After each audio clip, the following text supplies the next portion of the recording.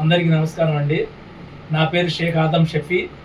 ఈ equal helping సొసైటీకి vice ప్రెసిడెంట్ని.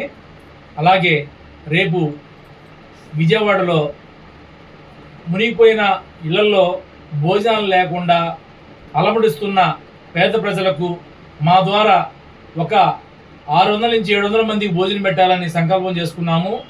దాంతోపాటు మా ద్వారా మా సోదరిమణులు దాంతోపాటు ఎక్కడో ఆదోళనలో ఉండ సాయిబాబా గారు 8,000 రూపాయలు ఇచ్చి నా వంతు సాయం చేస్తానయ్యా, మీరు తప్పకుండా భోజనాలు పెట్టండి, మా వంతు సాయం మాకు ఇది అని చెప్పి ఇచ్చారు.